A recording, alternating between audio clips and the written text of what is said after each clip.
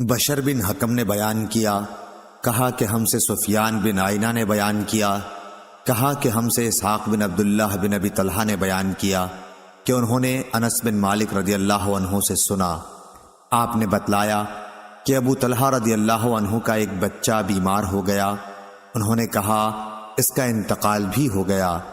اس وقت ابو طلحہ رضی اللہ عنہ گھر میں موجود نہ تھے۔ ان کی بیوی ام سلیم نے جب دیکھا کہ بچے کا انتقال ہو گیا تو انہوں نے کچھ کھانا تیار کیا اور بچے کو گھر کے کونے میں لٹا دیا۔ جب ابو طلحہ رضی اللہ عنہ تشریف لائے تو انہوں نے پوچھا کہ بچے کی طبیعت کیسی ہے؟ ام سلیم نے کہا اسے آرام مل گیا ہے اور میرا خیال ہے کہ اب وہ آرام ہی کر رہا ہوگا۔ ابو طلحہ رضی اللہ عنہ نے سمجھا کہ وہ صحیح کہہ رہی ہیں، اب بچہ اچھا ہے۔ پھر ابو طلحہ رضی اللہ عنہ نے ام سلیم کے پاس رات گزاری اور جب صبح ہوئی تو غسل کیا، لیکن جانے کا ارادہ کیا تو بیوی ام سلیم نے اطلاع دی کہ بچے کا انتقال ہو چکا ہے۔ پھر انہوں نے نبی کریم صلی اللہ علیہ وسلم کے ساتھ نماز پڑھی اور آپ سے ام سلیم کا حال بیان کیا۔ اس پر رسول اللہ صلی اللہ علیہ وسلم نے فرمایا کہ شاید اللہ تم دونوں کو اس رات میں برکت عطا فرمائے گا۔ سفیان بن عینہ نے بیان کیا کہ انصار کے ایک شخص نے بتایا کہ میں نے ابو طلحہ رضی اللہ عنہ کی انہی بیوی سے 9 بیٹے دیکھے جو سب کے سب قرآن کے عالم تھے۔ صحیح بخاری حدیث نمبر 1301۔ غندر نے بیان کیا، ان سے شعبہ نے، ان سے ثابت نے، انہوں نے بیان کیا کہ میں نے انس رضی اللہ عنہ سے سنا، آپ نبی کریم صلی اللہ علیہ وسلم کے حوالے سے نقل کرتے تھے کہ آپ صلی اللہ علیہ وسلم نے فرمایا صبر تو وہی ہے جو صدمے کے شروع میں کیا جائے۔ صحیح بخاری حدیث نمبر 1302۔ قریش نے جو حیان کے بیٹے ہیں نے بیان کیا، ان سے ثابت نے اور ان سے انس بن مالک رضی اللہ عنہ نے بیان کیا کہ ہم رسول اللہ صلی اللہ علیہ وسلم کے ساتھ ابو سیف لوہار کے یہاں گئے۔ یہ ابراہیم رسول اللہ صلی اللہ علیہ وسلم کے صاحبزادے دودھ پلانے والی انا کے خاوند تھے۔ حضور صلی اللہ علیہ وسلم نے ابراہیم رضی اللہ عنہ کو گود میں لیا اور پیار کیا اور سونگھا۔ پھر اس کے بعد ان کے یہاں پھر گئے، دیکھا کہ اس وقت ابراہیم رضی اللہ عنہ دم توڑ رہے ہیں۔ رسول اللہ صلی اللہ علیہ وسلم کی آنکھیں آنسوؤں سے بھر آئیں تو عبد الرحمن بن عوف رضی اللہ عنہ بول پڑے کہ یا رسول اللہ صلی اللہ علیہ وسلم، اور آپ بھی لوگوں کی طرح بے صبری کرنے لگے۔ حضور اکرم صلی اللہ علیہ وسلم نے فرمایا ابن عوف، یہ بے صبری نہیں، یہ تو رحمت ہے۔ پھر آپ صلی اللہ علیہ وسلم دوبارہ روئے اور فرمایا آنکھوں سے آنسو جاری ہیں اور دل غم سے نڈھال ہے، پر زبان سے ہم کہیں گے وہی جو ہمارے پروردگار کو پسند ہے، اور اے ابراہیم ہم تمہاری جدائی سے غمگین ہیں۔ اس حدیث کو موسیٰ بن اسماعیل نے سلیمان بن مغیرہ سے، ان سے ثابت نے اور ان سے انس رضی اللہ عنہ نے نبی کریم صلی اللہ علیہ وسلم سے روایت کیا ہے۔ صحیح بخاری حدیث نمبر 1303۔ عبداللہ بن وہب نے کہا کہ مجھے خبر دی عمرو بن حارث نے، انہیں سعید بن حارث انصاری نے، اور ان سے عبداللہ بن عمر رضی اللہ عنہ نے بیان کیا سعد بن عبادہ رضی اللہ عنہ کسی مرض میں مبتلا ہوئے۔ نبی کریم صلی اللہ علیہ وسلم عیادت کے لیے عبد الرحمن بن عوف، سعد بن ابی وقاص اور عبداللہ بن مسعود رضی اللہ عنہم کے ساتھ ان کے یہاں تشریف لے گئے۔ جب آپ صلی اللہ علیہ وسلم اندر گئے تو تیمار داروں کے ہجوم میں انہیں پایا۔ آپ صلی اللہ علیہ وسلم نے دریافت فرمایا کہ کیا وفات ہو گئی؟ لوگوں نے کہا نہیں یا رسول اللہ صلی اللہ علیہ وسلم۔ نبی کریم صلی اللہ علیہ وسلم ان کے مرض کی شدت کو دیکھ کر رو پڑے۔ لوگوں نے جو رسول اکرم صلی اللہ علیہ وسلم کو روتے ہوئے دیکھا تو وہ سب بھی رونے لگے۔ پھر آپ صلی اللہ علیہ وسلم نے فرمایا کہ سنو، اللہ تعالی آنکھوں سے آنسو نکلنے پر بھی عذاب نہیں کرے گا اور نہ دل کے غم پر، ہاں اس کا عذاب اس کی وجہ سے ہوتا ہے۔ آپ صلی اللہ علیہ وسلم نے زبان کی طرف اشارہ کیا، اگر زبان سے اچھی بات نہ نکلے تو یہ اس کی رحمت کا باعث بنتی ہے، اور میت کو اس کے گھر والوں کے نوحہ و ماتم کی وجہ سے بھی عذاب ہوتا ہے۔ حضرت عمر رضی اللہ عنہ میت پر ماتم کرنے پر ڈنڈے سے مارتے، پتھر پھینکتے اور رونے والوں کی منہ میں مٹی جھونک دیتے۔ صحیح بخاری حدیث نمبر 1304۔ محمد بن عبداللہ بن ہوشب نے بیان کیا، کہا ہم سے عبد الوہاب ثقفی نے، ان سے یحییٰ بن سعید انصاری نے، کہا کہ مجھے عمرہ بنت عبد الرحمن انصاری نے خبر دی۔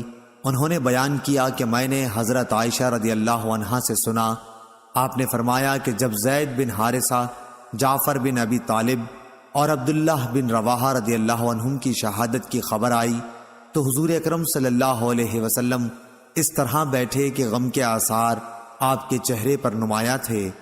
میں دروازے کے ایک سوراخ سے آپ صلی اللہ علیہ وسلم کو دیکھ رہی تھی۔ اتنے میں ایک صاحب آئے اور کہا کہ یا رسول اللہ صلی اللہ علیہ وسلم، جعفر کے گھر کی عورتیں نوحہ اور ماتم کر رہی ہیں۔ حضور صلی اللہ علیہ وسلم نے روکنے کے لیے کہا۔ وہ صاحب گئے لیکن پھر واپس آ گئے اور کہا کہ وہ نہیں مانتی۔ آپ نے دوبارہ روکنے کے لیے بھیجا۔ وہ گئے اور پھر واپس چلے آئے۔ کہا کہ بخدا وہ تو مجھ پر غالب آ گئی ہیں، یا یہ کہا کہ ہم پر غالب آ گئی ہیں۔ شک محمد بن ہوشب کو تھا۔ عائشہ رضی اللہ عنہا نے بیان کیا کہ میرا یقین ہے کہ آپ صلی اللہ علیہ وسلم نے فرمایا کہ پھر ان کے منہ میں مٹی جھونک دے۔ اس پر میری زبان سے نکلا کہ اللہ تیری ناک خاک آلودہ کرے، تو نہ وہ کام کر سکا جس کا حضور صلی اللہ علیہ وسلم نے حکم دیا تھا، اور نہ آپ کو تکلیف دینا چھوڑتا ہے۔ صحیح بخاری حدیث نمبر 1305۔ عبد الوہاب نے بیان کیا، انہوں نے کہا ہم سے حماد بن زید نے بیان کیا، ان سے ایوب سختیانی نے، ان سے محمد نے، اور ان سے ام عطیہ رضی اللہ عنہا نے کہ رسول اللہ صلی اللہ علیہ وسلم نے بیعت لیتے وقت ہم سے یہ عہد بھی لیا تھا کہ ہم میت پر نوحہ نہیں کریں گی، لیکن اس اقرار کو 5 عورتوں کے سوا اور کسی نے پورا نہیں کیا۔ یہ عورتیں ام سلیم، ام علا، ام صبرہ کی صاحبزادی جو معاذ کے گھر میں تھیں، اور اس کے علاوہ 2 عورتیں، یا کہا کہ ابو صبرہ کی صاحبزادی، معاذ کی بیوی، اور ایک دوسری خاتون۔ صحیح بخاری حدیث نمبر 1306۔ علی بن عبداللہ مدینی نے بیان کیا، کہا ہم سے سفیان بن عینہ نے بیان کیا، ان سے زہری نے، ان سے سالم نے، ان سے ان کے باپ عبداللہ بن عمر رضی اللہ عنہ، ان سے عامر بن ربیعہ رضی اللہ عنہ نے، اور ان سے نبی کریم صلی اللہ علیہ وسلم نے فرمایا کہ جب تم جنازہ دیکھو تو کھڑے ہو جاؤ اور کھڑے رہو یہاں تک کہ جنازہ تم سے آگے نکل جائے۔ سفیان نے بیان کیا، ان سے زہری نے بیان کیا کہ مجھے سالم نے اپنے باپ عبداللہ بن عمر رضی اللہ عنہ سے خبر دی۔ آپ صلی اللہ علیہ وسلم نے فرمایا کہ ہمیں عامر بن ربیعہ رضی اللہ عنہ نے نبی کریم صلی اللہ علیہ وسلم کے حوالے سے خبر دی تھی، حمیدی نے یہ زیادتی کی ہے یہاں تک کہ جنازہ آگے نکل جائے یا رکھ دیا جائے۔ صحیح بخاری حدیث نمبر 1307۔ لیث بن سعد نے بیان کیا، انہوں نے کہا کہ ہم سے نافع نے، اور ان سے عبداللہ بن عمر رضی اللہ عنہ نے عامر بن ربیعہ رضی اللہ عنہ کے حوالے سے کہ نبی کریم صلی اللہ علیہ وسلم نے فرمایا کہ جب تم میں سے کوئی جنازہ دیکھے تو اگر اس کے ساتھ نہیں چل رہا ہے تو کھڑا ہی ہو جائے تاکہ جنازہ آگے نکل جائے، یا آگے جانے کے بجائے خود جنازہ رکھ دیا جائے۔ صحیح بخاری حدیث نمبر 1308۔ احمد بن یونس نے بیان کیا، ان سے ابن ابی ذئب نے، ان سے سعید مقبری نے، اور ان سے ان کے والد نے کہ ہم ایک جنازے میں شریک تھے کہ ابو ہریرہ رضی اللہ عنہ نے مروان کا ہاتھ پکڑا اور یہ دونوں صاحب جنازہ رکھے جانے سے پہلے بیٹھ گئے۔ اتنے میں ابو سعید رضی اللہ عنہ تشریف لائے اور مروان کا ہاتھ پکڑ کر فرمایا کہ اٹھو، خدا کی قسم یہ ابو ہریرہ رضی اللہ عنہ جانتے ہیں کہ نبی کریم صلی اللہ علیہ وسلم نے ہمیں اس سے منع فرمایا ہے۔ ابو ہریرہ رضی اللہ عنہ بولے کہ ابو سعید رضی اللہ عنہ نے سچ کہا ہے۔ صحیح بخاری حدیث نمبر 1309۔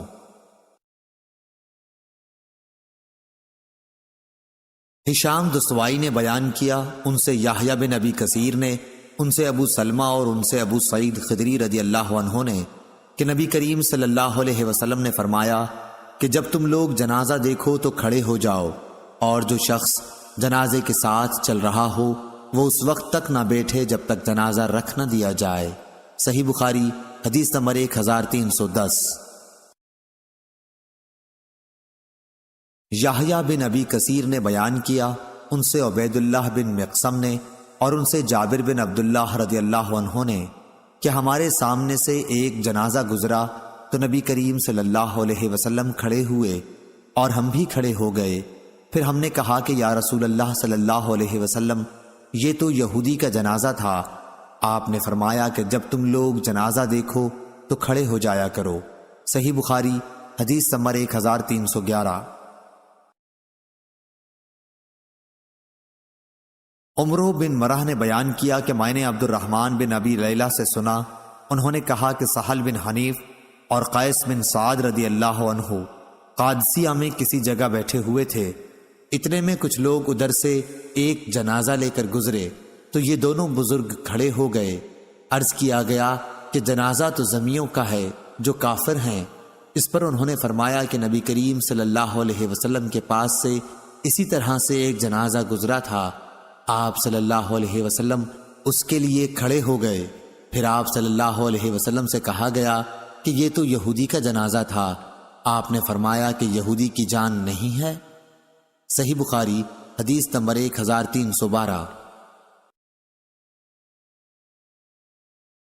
ابو حمزہ نے اعمش سے بیان کیا، ان سے عمرو نے، ان سے ابن ابی لیلہ نے کہ میں قیس اور سہل رضی اللہ عنہ کے ساتھ تھا۔ ان دونوں نے بیان کیا کہ ہم رسول اللہ صلی اللہ علیہ وسلم کے ساتھ تھے، اور زکریا نے کہا، ان سے شعبہ نے اور ان سے ابن ابی لیلہ نے کہ ابو مسعود اور قیس رضی اللہ عنہ جنازے کے لیے کھڑے ہو جاتے تھے۔ صحیح بخاری حدیث نمبر 1313۔ سعید مقبری نے بیان کیا، ان سے ان کے باپ کیسان نے کہ انہوں نے ابو سعید خدری رضی اللہ عنہ سے سنا کہ رسول اللہ صلی اللہ علیہ وسلم نے فرمایا کہ جب میت چارپائی پر رکھی جاتی ہے اور مرد اسے کاندھوں پر اٹھاتے ہیں تو اگر وہ نیک ہو تو کہتا ہے کہ مجھے آگے لے چلو، لیکن اگر نیک نہیں ہوتا تو کہتا ہے ہائے بربادی، مجھے کہاں لے جا رہے ہو۔ اس آواز کو انسان کے سوا تمام مخلوق خدا سنتی ہے، اگر انسان کہیں سن پائے تو بے ہوش ہو جائے۔ صحیح بخاری حدیث نمبر 1314۔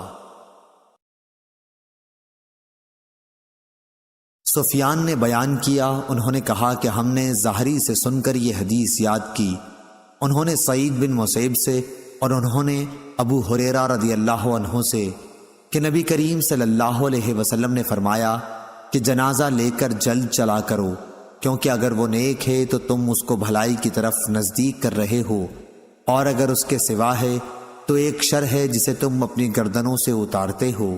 صحیح بخاری حدیث نمبر 1315۔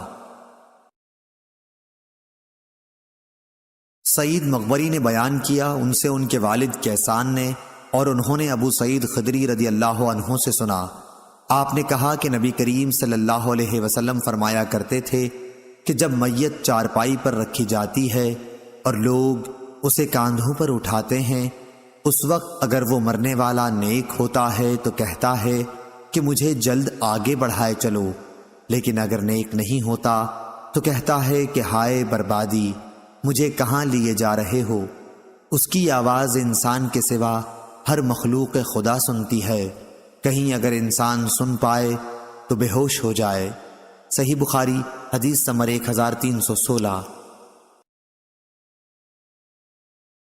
ابو عوانہ و زائع شکری نے بیان کیا، ان سے قتادہ نے بیان کیا، ان سے عطا نے، ان سے جابر بن عبداللہ رضی اللہ عنہ نے جب رسول اللہ صلی اللہ علیہ وسلم نے نجاشی کی نماز جنازہ پڑھی تو میں دوسری یا تیسری صف میں تھا۔ صحیح بخاری حدیث نمبر 1317۔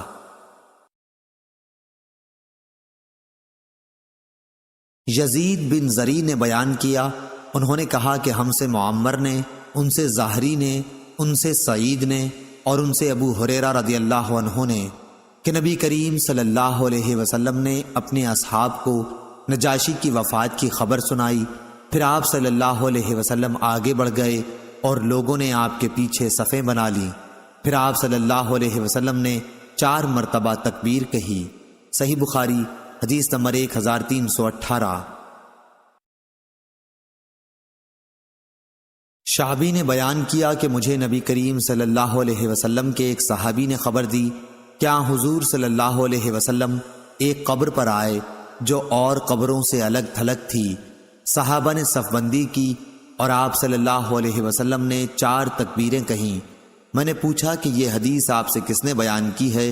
انہوں نے بتایا کہ ابن عباس رضی اللہ تعالی عنہ نے۔ صحیح بخاری حدیث نمبر 1319۔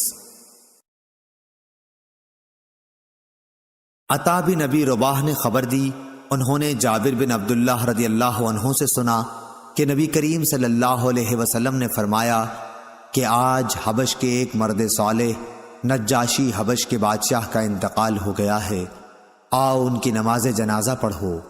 جابر رضی اللہ عنہ نے بیان کیا کہ پھر ہم نے صف بندی کر لی اور نبی کریم صلی اللہ علیہ وسلم نے ان کی نماز جنازہ پڑھائی۔ ہم صفیں باندھے کھڑے تھے۔ ابو زبیر نے جابر رضی اللہ عنہ کے حوالے سے نقل کیا کہ میں دوسری صف میں تھا۔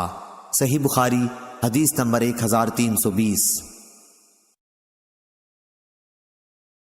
شیبانی نے بیان کیا، ان سے عامر نے اور ان سے ابن عباس رضی اللہ عنہ نے بیان کیا کہ رسول کریم صلی اللہ علیہ وسلم کا گزر ایک قبر پر ہوا۔ میت کو ابھی رات ہی دفنایا گیا تھا۔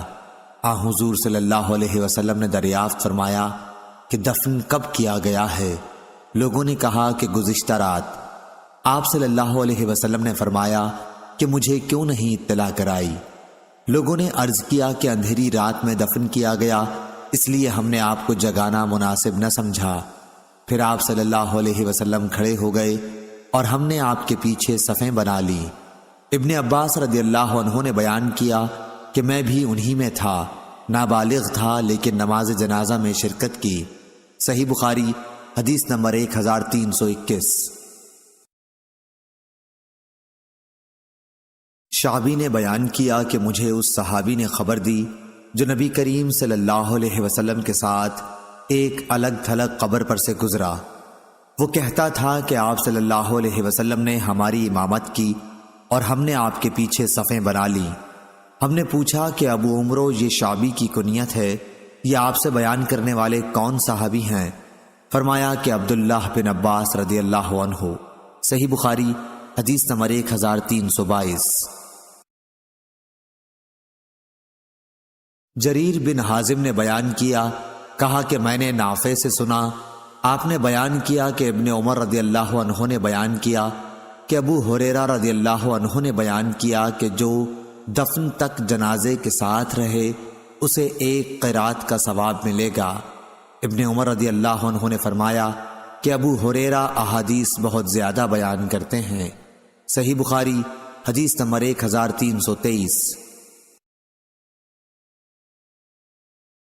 پھر ابو ہریرہ رضی اللہ عنہ کی حضرت عائشہ رضی اللہ عنہا نے بھی تصدیق کی اور فرمایا کہ میں نے رسول اللہ صلی اللہ علیہ وسلم سے یہ ارشاد خود سنا ہے۔ اس پر ابن عمر رضی اللہ عنہ نے کہا کہ پھر تو ہم نے بہت سے قیراتوں کا نقصان اٹھایا۔ سورہ زمر میں جو لفظ فرتت آیا ہے اس کے یہی معنی ہیں میں نے ضائع کیا۔ سورہ زمر میں جو لفظ فرت آیا ہے اس کے یہی معنی ہیں میں نے ضائع کیا۔ صحیح بخاری حدیث نمبر 1324۔ عبداللہ بن مسلمہ نے بیان کیا، کہا کہ میں نے ابن ابی ذاب کے سامنے یہ حدیث پڑھی، ان سے ابو سعید مقبری نے بیان کیا، ان سے ان کے باپ نے، انہوں نے ابو ہریرہ رضی اللہ عنہ سے پوچھا تو آپ نے فرمایا کہ میں نے نبی کریم صلی اللہ علیہ وسلم سے سنا تھا۔ دوسری سند ہم سے احمد بن شعیب نے بیان کیا، کہا کہ مجھ سے میرے والد نے بیان کیا، ان سے یونس نے بیان کیا کہ ابن شہاب نے کہا کہ مجھ سے فلاں نے یہ بھی حدیث بیان کی، اور مجھ سے عبد الرحمن اعرج نے بھی کہا کہ ابو ہریرہ رضی اللہ عنہ نے بیان کیا کہ رسول اللہ صلی اللہ علیہ وسلم نے فرمایا کہ جس نے جنازے میں شرکت کی پھر نماز جنازہ پڑھی تو اسے 1 قرات کا ثواب ملتا ہے، اور جو دفن تک ساتھ رہا تو اسے 2 قرات کا ثواب ملتا ہے۔ پوچھا گیا کہ 2 قرات کتنے ہوں گے؟ فرمایا کہ 2 عظیم پہاڑوں کے برابر۔ صحیح بخاری حدیث نمبر 1325۔ ابو اسحاق شیبانی نے بیان کیا، ان سے عامر نے، ان سے ابن عباس رضی اللہ عنہ نے، کہ رسول اللہ صلی اللہ علیہ وسلم ایک قبر پر تشریف لائے۔ صحابہ نے عرض کیا کہ اس میت کو گزشتہ رات میں دفن کیا گیا ہے، صاحب قبر مرد تھا یا عورت تھی؟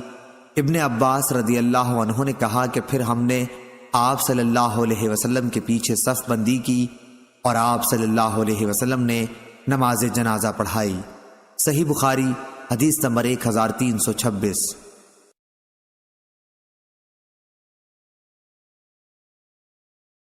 سعید بن مسیب اور ابو سلمہ نے بیان کیا، اور ان دونوں حضرات سے ابو ہریرہ رضی اللہ عنہ نے روایت کیا کہ نبی کریم صلی اللہ علیہ وسلم نے حبشہ کے نجاشی کی وفات کی خبر دی اسی دن جس دن ان کا انتقال ہوا تھا۔ آپ نے فرمایا کہ اپنے بھائی کے لیے خدا سے مغفرت چاہو۔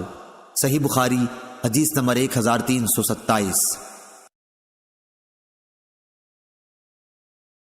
اور ابن شہاب سے یوں بھی روایت ہے، انہوں نے کہا کہ مجھ سے سعید بن مسیب نے بیان کیا کہ ابو ہریرہ رضی اللہ عنہ نے فرمایا کہ نبی کریم صلی اللہ علیہ وسلم نے عیدگاہ میں صف بندی کرائی، پھر نماز جنازہ کی 4 تکبیریں کہیں۔ صحیح بخاری حدیث نمبر 1328۔ ابو زمرہ نے بیان کیا، انہوں نے کہا کہ ہم سے موسیٰ بن عقبہ نے بیان کیا، ان سے نافع نے اور ان سے عبداللہ بن عمر رضی اللہ عنہ نے، کہ یہود نبی کریم صلی اللہ علیہ وسلم کے حضور میں اپنے ہم مذہب ایک مرد اور عورت کا جنہوں نے زنا کیا تھا مقدمہ لے کر آئے۔ حضور صلی اللہ علیہ وسلم کے حکم سے مسجد کے نزدیک نماز جنازہ پڑھنے کی جگہ کے پاس انہیں سنسار کر دیا گیا۔ صحیح بخاری حدیث نمبر 1329۔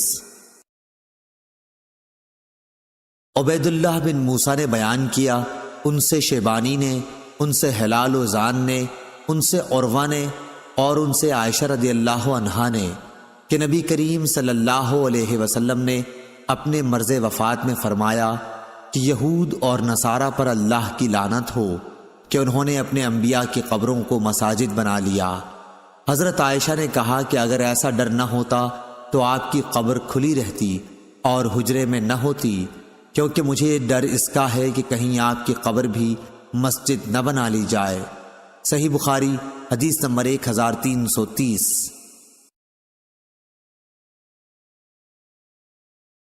مسدد نے بیان کیا، کہا کہ ہم سے یزید بن زری نے، ان سے حسین معلم نے، ان سے عبداللہ بن بریدہ نے، ان سے سمرہ رضی اللہ عنہ نے بیان کیا کہ میں نے رسول اللہ صلی اللہ علیہ وسلم کی اقتداء میں ایک عورت ام کعب کی نماز جنازہ پڑھی تھی جس کا نفاس میں انتقال ہو گیا تھا۔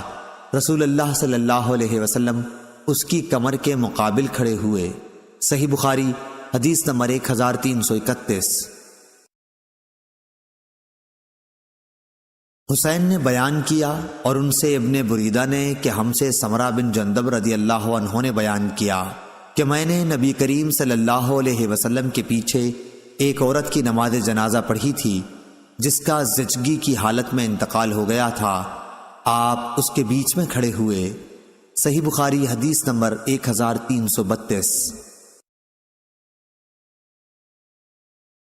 امام مالک رحمہ اللہ نے خبر دی، انہیں ابن شہاب نے، انہیں سعید بن مسیب نے، انہیں ابو ہریرہ رضی اللہ عنہ نے کہ نجاشی کا جس دن انتقال ہوا اسی دن رسول اللہ صلی اللہ علیہ وسلم نے ان کی وفات کی خبر دی، اور آپ صلی اللہ علیہ وسلم صحابہ رضی اللہ عنہ کے ساتھ عیدگاہ گئے، پھر آپ صلی اللہ علیہ وسلم نے صف بندی کرائی اور 4 تکبیریں کہیں۔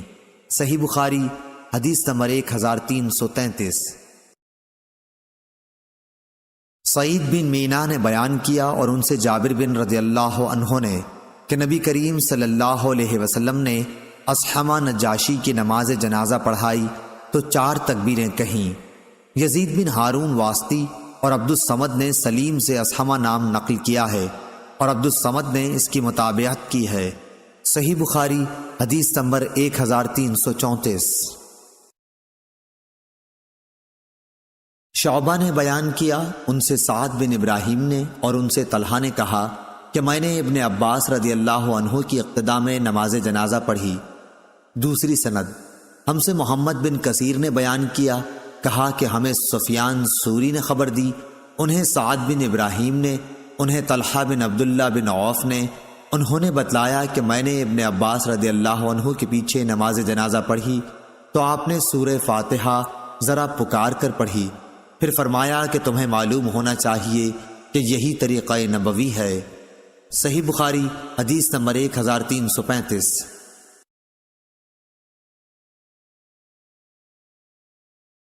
سلیمان شیبانی نے بیان کیا، کہا کہ میں نے شعبی سے سنا، انہوں نے بیان کیا کہ مجھے اس صحابی نے خبر دی جو نبی کریم صلی اللہ علیہ وسلم کے ساتھ ایک الگ تھلگ قبر سے گزرے تھے۔ قبر پر آپ صلی اللہ علیہ وسلم امام بنے اور صحابہ نے آپ کے پیچھے نماز جنازہ پڑھی۔ شیبانی نے کہا کہ میں نے شعبی سے پوچھا، ابو عمرو، یہ آپ سے کس صحابی نے بیان کیا تھا؟ تو انہوں نے بتلایا کہ ابن عباس رضی اللہ عنہ نے۔ صحیح بخاری حدیث نمبر 1336۔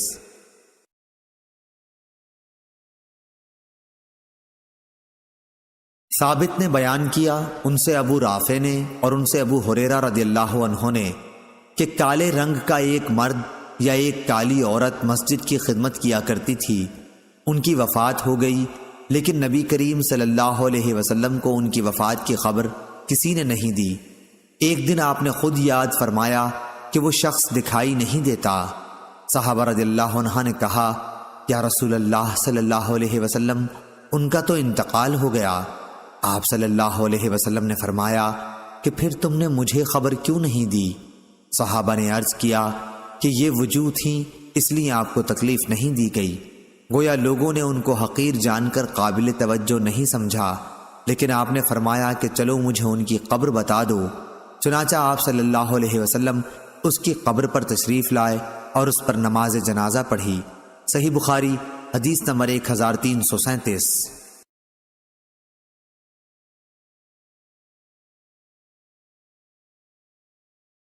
سعید بن ابی عروبہ نے بیان کیا، دوسری سند امام بخاری نے کہا کہ مجھ سے خلیفہ بن خیاط نے بیان کیا، ان سے یزید بن زریع نے، ان سے سعید بن ابی عروبہ نے، ان سے قتادہ نے اور ان سے انس رضی اللہ عنہ نے کہ نبی کریم صلی اللہ علیہ وسلم نے فرمایا کہ آدمی جب قبر میں رکھا جاتا ہے اور دفن کر کے اس کے لوگ باغ پیٹھ موڑ کر رخصت ہوتے ہیں تو وہ ان کے جوتوں کی آواز سنتا ہے، پھر 2 فرشتے آتے ہیں، اسے بٹھاتے ہیں اور پوچھتے ہیں کہ اس شخص محمد رسول اللہ صلی اللہ علیہ وسلم کے متعلق تمہارا کیا اعتقاد ہے؟ وہ جواب دیتا ہے کہ میں گواہی دیتا ہوں کہ وہ اللہ کے بندے اور اس کے رسول ہے۔ اس جواب پر اس سے کہا جاتا ہے کہ یہ دیکھ جہنم کا اپنا ایک ٹھکانہ، لیکن اللہ تعالیٰ نے جنت میں تیرے لیے ایک مکان اس کے بدلے میں بنا دیا ہے۔ نبی کریم صلی اللہ علیہ وسلم نے فرمایا کہ پھر اس بندہ مومن کو جنت اور جہنم دونوں دکھائی جاتی ہیں، اور رہا کافر یا منافق تو اس کا جواب یہ ہوتا ہے کہ مجھے معلوم نہیں، میں نے لوگوں کو ایک بات کہتے سنا تھا، وہی میں بھی کہتا رہا۔ پھر اس سے کہا جاتا ہے کہ نہ تو نے کچھ سمجھا اور نہ اچھے لوگوں کی پیروی کی۔ اس کے بعد اسے ایک لوہے کے ہتھوڑے سے بڑے زور سے مارا جاتا ہے، اور وہ اتنے بھیانک طریقے سے چیختا ہے کہ انسان اور جن کے سوا ارد گرد کی تمام مخلوق سنتی ہے۔ صحیح بخاری حدیث نمبر 1338۔ عبد الرزاق نے بیان کیا، کہا کہ ہم کو معمر نے خبر دی، انہیں عبداللہ بن طاؤس نے، انہیں ان کے والد نے اور ان سے ابو ہریرہ رضی اللہ عنہ نے بیان کیا کہ ملک الموت آدمی کی شکل میں موسیٰ علیہ السلام کے پاس بھیجے گئے۔ وہ جب آئے تو موسیٰ علیہ السلام نے نہ پہچان کر انہیں ایک زور کا تماچا مارا اور ان کی آنکھ پھوڑ ڈالی۔ وہ واپس اپنے رب کے حضور میں پہنچے اور عرض کیا کہ یا اللہ تو نے مجھے ایسے بندے کی طرف بھیجا جو مرنا نہیں چاہتا۔ اللہ تعالیٰ نے ان کی آنکھ پہلے کی طرح کر دی اور کہا دوبارہ جا اور ان سے کہے کہ آپ اپنا ہاتھ ایک بیل کی پیٹھ پر رکھیے اور پیٹھ کے جتنے بال آپ کے ہاتھ تلے آ جائیں اور تمہیں ان کے ہر بال کے بدلے 1 سال کی زندگی دی جاتی ہے۔ موسیٰ علیہ السلام تک جب اللہ تعالیٰ کا یہ پیغام پہنچا تو آپ نے کہا کہ اے اللہ پھر کیا ہوگا؟ اللہ تعالیٰ نے فرمایا کہ پھر بھی موت آنی ہے۔ موسیٰ علیہ السلام بولے ابھی کیوں نہ آ جائے؟ پھر انہوں نے اللہ سے دعا کی کہ انہیں ایک پتھر کی مار پر ارض مقدس سے قریب کر دیا جائے۔ ابو ہریرہ رضی اللہ عنہ نے بیان کیا کہ نبی کریم صلی اللہ علیہ وسلم نے فرمایا کہ اگر میں وہاں ہوتا تو تمہیں ان کی قبر دکھاتا کہ لال ٹیلے کے پاس راستے کے قریب ہے۔ صحیح بخاری حدیث نمبر 1339۔ ابن عباس رضی اللہ عنہ نے بیان کیا کہ نبی کریم صلی اللہ علیہ وسلم نے ایک ایسے شخص کی نماز جنازہ پڑھی جن کا انتقال رات میں ہو گیا تھا اور اسے رات ہی میں دفن کر دیا گیا تھا۔ آپ صلی اللہ علیہ وسلم اور آپ کے اصحاب کھڑے ہوئے اور آپ صلی اللہ علیہ وسلم نے ان کے متعلق پوچھا تھا کہ یہ کن کی قبر ہے؟ لوگوں نے بتایا کہ فلاں کی ہے جسے کل رات میں ہی دفن کیا گیا ہے۔ پھر سب نے دوسرے روز نماز جنازہ پڑھی۔ صحیح بخاری حدیث نمبر 1340۔ امام مالک نے بیان کیا ان سے ہشام بن عروہ نے، ان سے ان کے باپ نے اور ان سے حضرت عائشہ رضی اللہ عنہا نے کہ جب نبی کریم صلی اللہ علیہ وسلم بیمار پڑے تو آپ کی بعض بیویوں ام سلمہ رضی اللہ عنہا اور ام حبیبہ رضی اللہ عنہا نے ایک گرجے کا ذکر کیا جسے انہوں نے حبشہ میں دیکھا تھا، جس کا نام ماریہ تھا۔ ام سلمہ اور ام حبیبہ رضی اللہ عنہا دونوں حبش کے ملک میں گئی تھیں۔ انہوں نے اس کی خوبصورتی اور اس میں رکھی ہوئی تصاویر کا بھی ذکر کیا۔ اس پر حضور صلی اللہ علیہ وسلم نے سر مبارک اٹھا کر فرمایا کہ یہ وہ لوگ ہیں کہ جب ان میں کوئی صالح شخص مر جاتا تو اس کی قبر پر مسجد تعمیر کر دیتے، پھر اس کی مورت اس میں رکھتے۔ اللہ کے نزدیک یہ لوگ ساری مخلوق میں برے ہیں۔ صحیح بخاری حدیث نمبر 1341۔ ہلال بن علی نے بیان کیا ان سے انس بن مالک رضی اللہ عنہ نے کہ ہم رسول اللہ صلی اللہ علیہ وسلم کی بیٹی کے جنازے میں حاضر تھے۔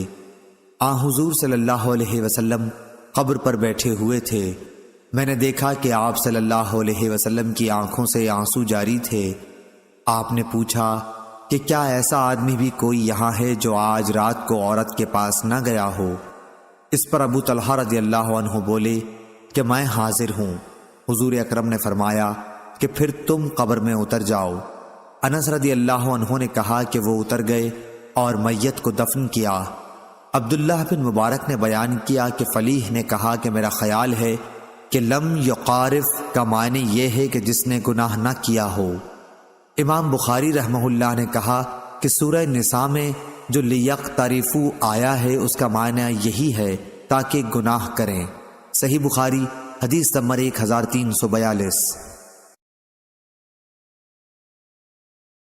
ابن شہاب نے بیان کیا ان سے عبد الرحمن بن کعب بن مالک نے، ان سے جابر بن عبداللہ رضی اللہ عنہ نے کہ نبی صلی اللہ علیہ وسلم نے احد کے 2 شہیدوں کو ملا کر ایک ہی کپڑے کا کفن دیا۔ آپ دریافت فرماتے کہ ان میں قرآن کسے زیادہ یاد ہے؟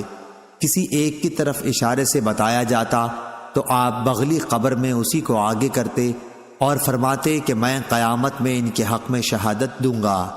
پھر آپ صلی اللہ علیہ وسلم نے سب کو ان کے خون سمیت دفن کرنے کا حکم دیا، نہ انہیں غسل دیا گیا اور نہ ان کی نماز جنازہ پڑھی گئی۔ صحیح بخاری حدیث نمبر 1343۔ یزید بن ابی حبیب نے بیان کیا ان سے ابو الخیر یزید بن عبداللہ نے، ان سے عقبہ بن عامر نے کہ نبی کریم صلی اللہ علیہ وسلم ایک دن باہر تشریف لائے اور احد کے شہیدوں پر اس طرح نماز پڑھی جیسے میت پر پڑھی جاتی ہے۔ پھر منبر پر تشریف لائے اور فرمایا، دیکھو میں تم سے پہلے جا کر تمہارے لیے میرے سامان بنوں گا اور میں تم پر گواہ رہوں گا، اور قسم اللہ کی میں اس وقت اپنے حوض کو دیکھ رہا ہوں اور مجھے زمین کے خزانوں کی کنجیاں دی گئی ہیں، یا یہ فرمایا کہ مجھے زمین کی کنجیاں دی گئی ہیں، اور قسم خدا کی مجھے اس کا ڈر نہیں کہ میرے بعد تم شرک کرو گے، بلکہ اس کا ڈر ہے کہ تم لوگ دنیا حاصل کرنے میں رغبت کرو گے، نتیجہ یہ کہ آخرت سے غافل ہو جاؤ گے۔ صحیح بخاری حدیث نمبر 1344۔ شہاب نے بیان کیا ان سے عبد الرحمن بن کعب نے کہ جابر بن عبداللہ رضی اللہ عنہ نے انہیں خبر دی کہ نبی کریم صلی اللہ علیہ وسلم نے احد کے 2 شہیدوں کو دفن کرنے میں ایک ساتھ جمع فرمایا تھا۔ صحیح بخاری حدیث نمبر 1345۔ لیث بن سعد نے بیان کیا ان سے ابن شہاب نے ان سے عبد الرحمن بن کعب نے اور ان سے جابر رضی اللہ عنہ نے کہ نبی کریم صلی اللہ علیہ وسلم نے فرمایا کہ انہیں خون سمیت دفن کر دو، یعنی احد کی لڑائی کے موقع پر، اور انہیں غسل نہیں دیا تھا۔ صحیح بخاری حدیث نمبر 1346۔ ابن شہاب نے بیان کیا ان سے عبد الرحمن بن کعب بن مالک نے اور ان سے جابر بن عبداللہ رضی اللہ عنہ نے کہ رسول اللہ صلی اللہ علیہ وسلم احد کے 2 شہیدوں مردوں کو ایک ہی کپڑے میں کفن دیتے اور پوچھتے کہ ان میں قرآن کس نے زیادہ یاد کیا ہے، پھر جب کسی ایک کی طرف اشارہ کر دیا جاتا تو لحد میں اسی کو آگے بڑھاتے اور فرماتے جاتے کہ میں ان پر گواہ ہوں۔ آپ نے خون سمیت انہیں دفن کرنے کا حکم دیا، نہ ان کی نماز جنازہ پڑھی اور نہ انہیں غسل دیا۔ صحیح بخاری حدیث نمبر 1347۔ امام اوزائی نے خبر دی انہیں زہری نے اور ان سے حضرت جابر بن عبداللہ رضی اللہ عنہ نے کہ رسول اللہ صلی اللہ علیہ وسلم پوچھتے جاتے تھے کہ ان میں قرآن زیادہ کس نے حاصل کیا ہے، جس کی طرف اشارہ کر دیا جاتا آپ لحد میں اسی کو دوسرے سے آگے بڑھاتے۔ حضرت جابر بن عبداللہ رضی اللہ عنہ نے بیان کیا کہ میرے والد اور چچا کو ایک ہی کمبل میں کفن دیا گیا تھا۔ صحیح بخاری حدیث نمبر 1348۔ عبد الوہاب نے بیان کیا کہا ہم سے خالد حذا نے ان سے اکرمہ نے ان سے ابن عباس رضی اللہ عنہ نے کہ نبی کریم صلی اللہ علیہ وسلم نے فرمایا کہ اللہ تعالیٰ نے مکے کو حرم کیا ہے، نہ مجھ سے پہلے کسی کے لیے یہاں قتل و خون حلال تھا اور نہ میرے بعد ہوگا، اور میرے لیے بھی تھوڑی دیر کے لیے فتح مکہ کے دن حلال ہوا تھا، پس نہ اس کی گھاس اکھاڑی جائے، نہ اس کے درخت قلم کیے جائیں، نہ یہاں کے جانوروں کو شکار کے لیے بھگایا جائے، اور سوا اس شخص کے جو اعلان کرنا چاہتا ہو کہ یہ گری ہوئی چیز کس کی ہے، کسی کے لیے وہاں سے کوئی گری ہوئی چیز اٹھانی جائز نہیں۔ اس پر حضرت عباس رضی اللہ عنہ نے کہا لیکن اس سے اذخر کا استثناء کر دیجئے کہ یہ ہمارے سناروں کے اور ہماری قبروں میں کام آتی ہے۔ آپ صلی اللہ علیہ وسلم نے فرمایا کہ مگر اذخر کی اجازت ہے۔ ابو ہریرہ رضی اللہ عنہ کی نبی کریم صلی اللہ علیہ وسلم سے روایت میں ہے ہماری قبروں اور گھروں کے لیے۔ صحیح بخاری حدیث نمبر 1349۔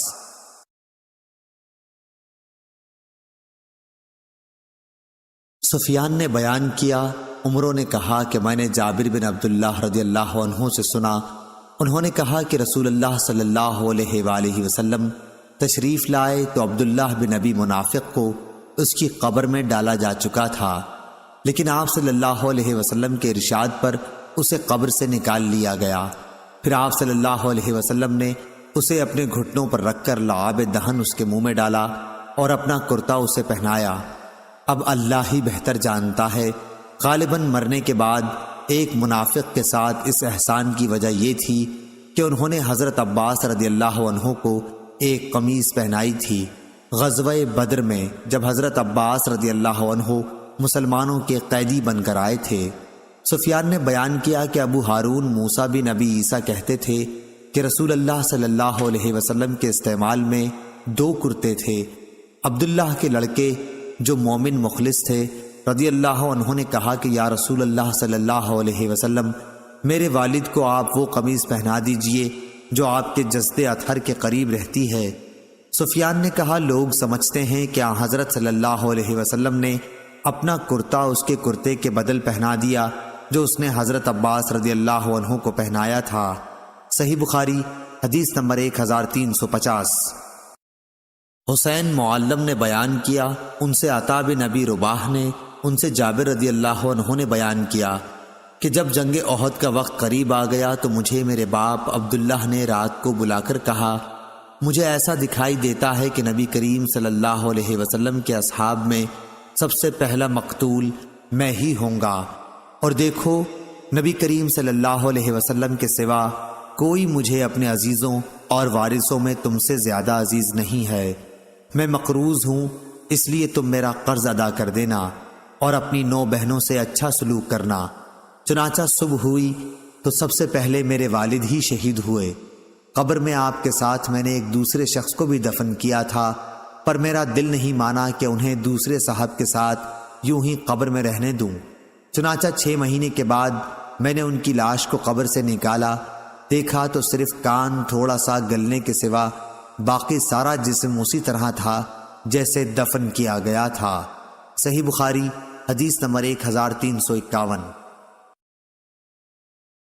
سعید بن عامر نے بیان کیا، ان سے شعبہ نے، ان سے ابن ابی نجیح نے، ان سے عطا بن ابی رباح نے اور ان سے جابر رضی اللہ عنہ نے بیان کیا کہ میرے باپ کے ساتھ ایک ہی قبر میں ایک اور صحابی حضرت جابر رضی اللہ عنہ کے چچا دفن تھے، لیکن میرا دل اس پر راضی نہیں ہو رہا تھا، اس لیے میں نے ان کی لاش نکال کر دوسری قبر میں دفن کر دی۔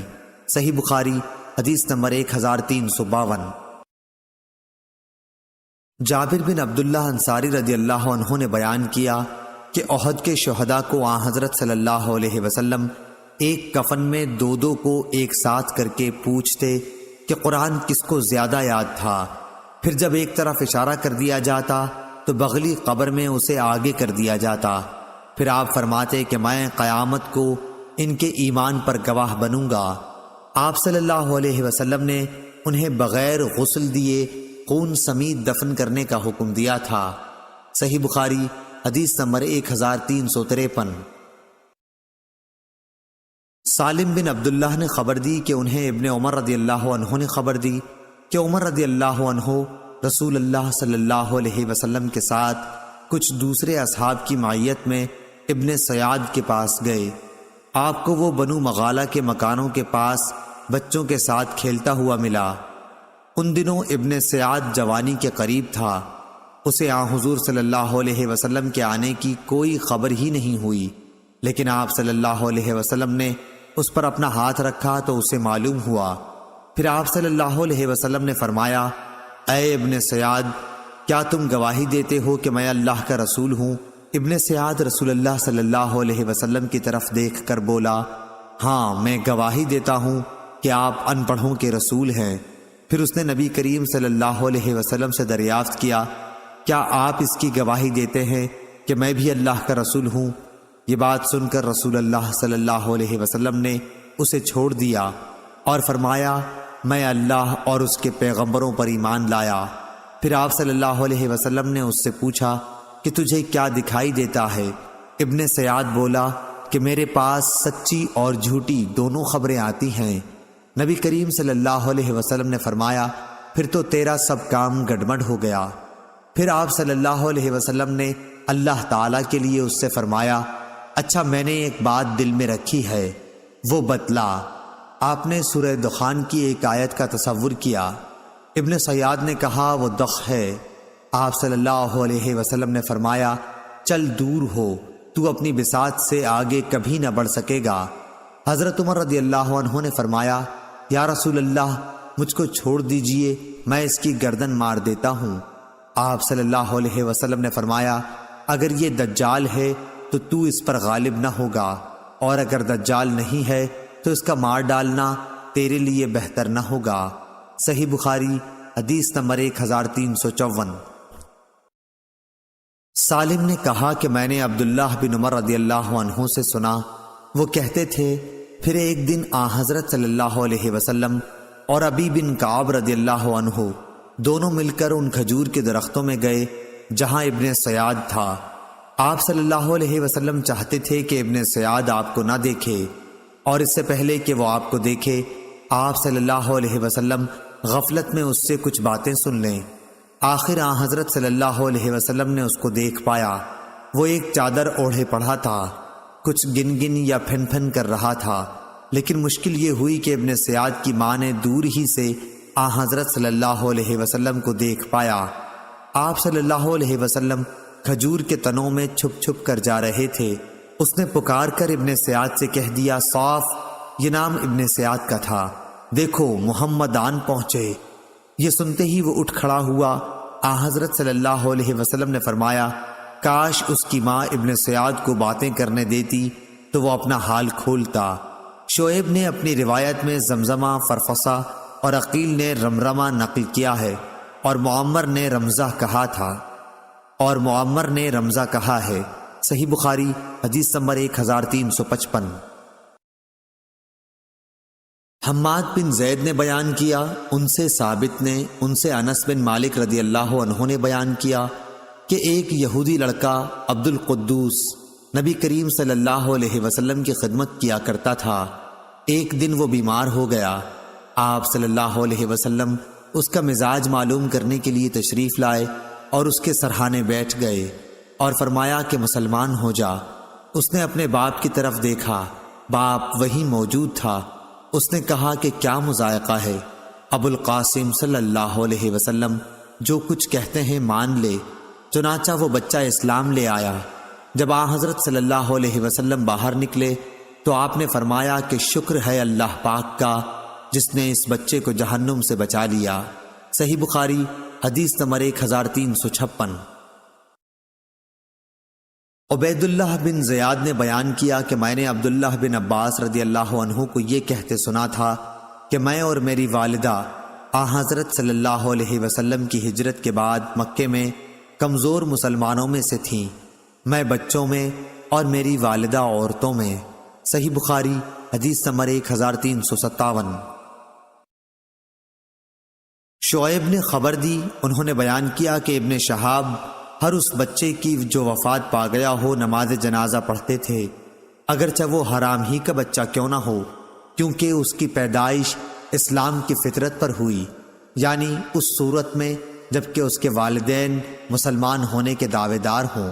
اگر صرف باپ مسلمان ہو اور ماں کا مذہب اسلام کے سوا کوئی اور ہو، جب بھی بچے کے رونے کی پیدائش کے وقت اگر آواز سنائی دیتی تو اس پر نماز پڑھی جاتی، لیکن اگر پیدائش کے وقت کوئی آواز نہ آتی تو اس کی نماز نہیں پڑھی جاتی تھی، بلکہ ایسے بچے کو کچا حمل گر جانے کے درجے میں سمجھا جاتا تھا، کیونکہ حضرت ابو ہریرہ رضی اللہ عنہ نے روایت کیا ہے کہ نبی کریم صلی اللہ علیہ وسلم نے فرمایا کہ ہر بچہ فطرت اسلام پر پیدا ہوتا ہے، پھر اس کے ماں باپ اسے یہودی یا نصرانی یا مجوسی بنا دیتے ہیں۔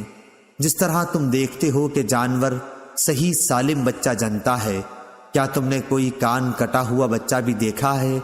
پھر ابو ہریرہ رضی اللہ عنہ نے اس کی آیت کو تلاوت کیا، یہ اللہ کی فطرت ہے جس پر اس نے لوگوں کو پیدا کیا ہے، الآیہ۔ صحیح بخاری حدیث نمبر 1358۔ یونس نے خبر دی، انہیں ظاہری نے، انہیں ابو سلمہ بن عبد الرحمن نے خبر دی، اور ان سے ابو ہریرہ رضی اللہ عنہ نے بیان کیا کہ رسول اللہ صلی اللہ علیہ وسلم نے فرمایا کہ بچہ فطرت پر پیدا ہوتا، لیکن اس کے ماں باپ اسے یہودی یا نصرانی یا مجوسی بنا دیتے ہیں، بالکل اسی طرح جیسے ایک جانور ایک صحیح سالم جانور جنتا ہے، کیا تم اس کا کوئی عضو پیدائشی طور پر کٹا ہوا دیکھتے ہو؟ پھر ابو ہریرہ رضی اللہ عنہ نے فرمایا کہ یہ اللہ تعالیٰ کی فطرت ہے جس پر لوگوں کو اس نے پیدا کیا ہے، اللہ تعالیٰ کی خلقت میں کوئی تبدیلی ممکن نہیں، یہی دین قیم ہے۔ صحیح بخاری حدیث نمبر 1359۔ ابراہیم بن سعد نے صالح بن کیسان سے خبر دی، انہیں ابن شہاب نے انہوں نے بیان کیا کہ مجھے سعید بن مسیب نے اپنے باپ مسیب بن حزن رضی اللہ عنہ سے خبر دی۔ ان کے باپ نے انہیں یہ خبر دی کہ جب ابو طالب کی وفات کا وقت قریب آیا تو رسول اللہ صلی اللہ علیہ وسلم ان کے پاس تشریف لائے۔ دیکھا تو ان کے پاس اس وقت ابو جہل بن ہشام اور عبداللہ بن ابی امیہ بن مغیرہ موجود تھے۔ آپ نے ان سے فرمایا کہ چچا، آپ ایک کلمہ لا الہ الا اللہ، اللہ کے سوا کوئی معبود نہیں کہہ دیجئے، تاکہ میں اللہ تعالیٰ کے ہاں اس کلمے کی وجہ سے آپ کے حق میں گواہی دے سکوں۔ اس پر ابو جہل اور عبداللہ بن ابی مغیرہ نے کہا، ابو طالب، کیا تم اپنے باپ عبد المطلب کے دین سے پھر جاؤ گے؟ رسول اللہ صلی اللہ علیہ وسلم برابر کلمہ اسلام ان پر پیش کرتے رہے۔ ابو جہل اور ابن ابی امیہ بھی اپنی بات دہراتے رہے۔ آخر ابو طالب کی آخری بات یہ تھی کہ وہ عبد المطلب کے دین پر ہیں۔ انہوں نے لا الہ الا اللہ کہنے سے انکار کر دیا۔ پھر بھی رسول کریم صلی اللہ علیہ وسلم نے فرمایا کہ میں آپ کے لیے استغفار کرتا رہوں گا تاکہ مجھے منع نہ کر دیا جائے۔ اس پر اللہ تعالیٰ نے آیت وما کان للنبی نازل فرمائی، سورہ توبہ آیت نمبر 113، صحیح بخاری حدیث نمبر 1360۔ ابو معاویہ نے بیان کیا، ان سے اعمش نے، ان سے مجاہد نے، ان سے طاؤس نے اور ان سے ابن عباس رضی اللہ عنہ نے کہ نبی کریم صلی اللہ علیہ وسلم کا گزر ایسی 2 قبروں پر ہوا جن پر عذاب ہو رہا تھا۔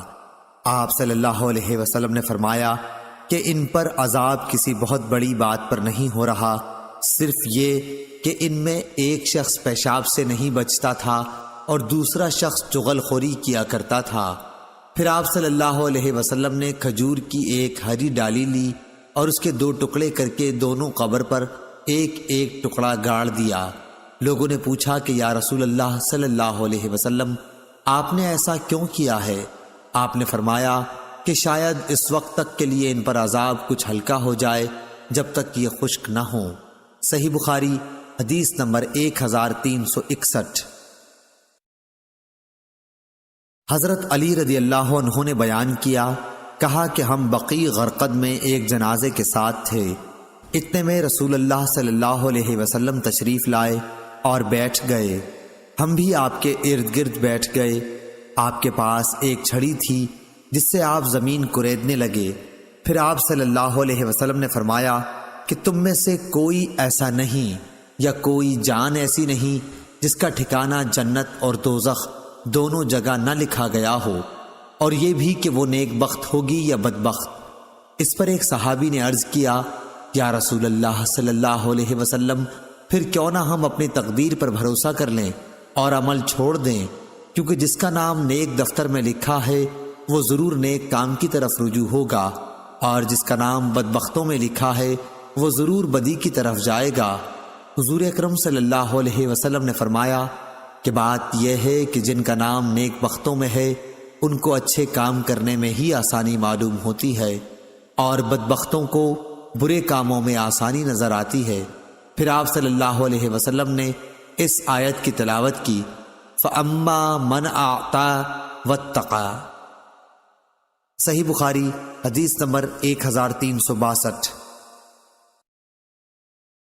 خالد حذا نے بیان کیا، ان سے ابو قلابہ نے اور ان سے ثابت بن ضحاک رضی اللہ عنہ نے کہ نبی کریم صلی اللہ علیہ وسلم نے فرمایا کہ جو شخص اسلام کے سوا کسی اور دین پر ہونے کی جھوٹی قسم قصدن کھائے تو وہ ویسا ہی ہو جائے گا جیسا کہ اس نے اپنے لیے کہا ہے، اور جو شخص اپنے آپ کو دھاردار چیز سے ذبح کر لے اسے جہنم میں اسی ہتھیار سے عذاب ہوتا رہے گا۔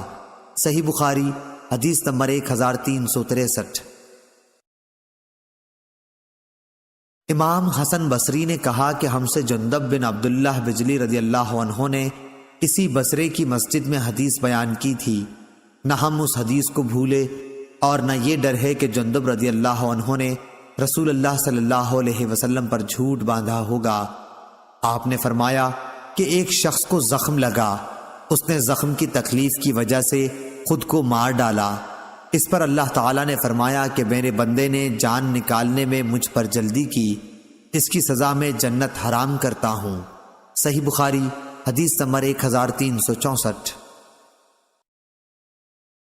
ابو زناد نے خبر دی، ان سے اعرج نے، ان سے ابو ہریرہ رضی اللہ عنہ نے بیان کیا کہ رسول اللہ صلی اللہ علیہ وسلم نے فرمایا کہ جو شخص خود اپنا گلا گھونٹ کر جان دے ڈالتا ہے وہ جہنم میں اپنا گلا گھونٹتا رہے گا، اور جو برچھے یا تیر سے اپنے تئیں مارے وہ دوزخ میں بھی اس طرح اپنے تئیں مارتا رہے گا۔ صحیح بخاری حدیث نمبر 1365۔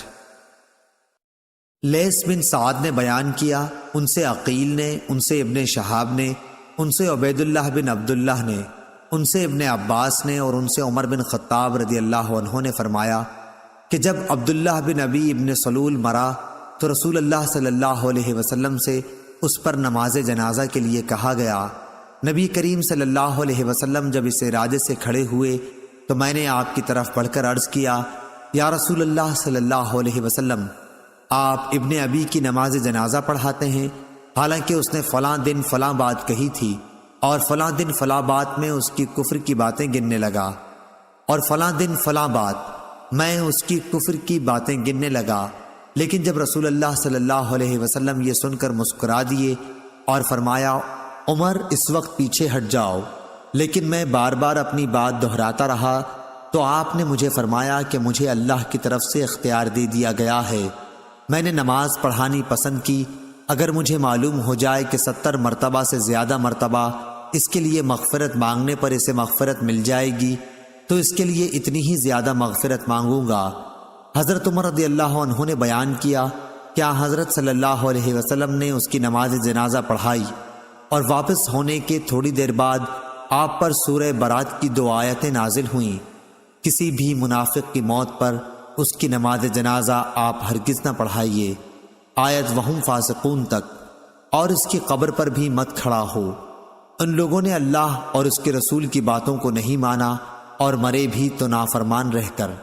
حضرت عمر رضی اللہ عنہ نے بیان کیا کہ مجھے رسول اللہ صلی اللہ علیہ وسلم کے حضور اپنی اس دن کی دلیری پر تعجب ہوتا ہے، حالانکہ اللہ اور اس کے رسول ہر مصلحت کو زیادہ جانتے ہیں۔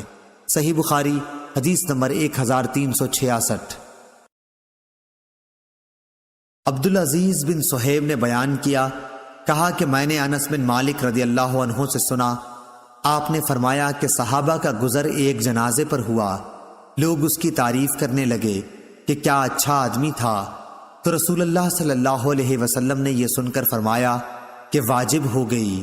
پھر دوسرے جنازے کا گزر ہوا تو لوگ اس کی برائی کرنے لگے، حضور صلی اللہ علیہ وسلم نے پھر فرمایا کہ واجب ہو گئی۔ اس پر حضرت عمر بن خطاب رضی اللہ عنہ نے پوچھا کہ کیا چیز واجب ہو گئی؟ حضرت صلی اللہ علیہ وسلم نے فرمایا کہ جس میت کی تم لوگوں نے تعریف کی ہے اس کے لیے تو جنت واجب ہو گئی، اور جس کی تم نے برائی کی ہے اس کے لیے دوزخ واجب ہو گئی، تم لوگ زمین میں اللہ تعالیٰ کے گواہ ہو۔ صحیح بخاری حدیث نمبر 1367۔ عفان بن مسلم صفار نے بیان کیا، کہا کہ ہم سے داؤد بن ابی الفرات نے، ان سے عبداللہ بن بریدہ نے، ان سے ابو الاسود علی نے کہ میں مدینہ حاضر ہوا، ان دنوں وہاں ایک بیماری پھیل رہی تھی، میں حضرت عمر بن خطاب رضی اللہ عنہ کی خدمت میں تھا کہ ایک جنازہ سامنے سے گزرا، لوگ اس میت کی تعریف کرنے لگے تو حضرت عمر رضی اللہ عنہ نے فرمایا کہ واجب ہو گئی۔ پھر ایک اور جنازہ گزرا، لوگ اس کی بھی تعریف کرنے لگے، اس مرتبہ بھی آپ نے ایسا ہی فرمایا کہ واجب ہو گئی۔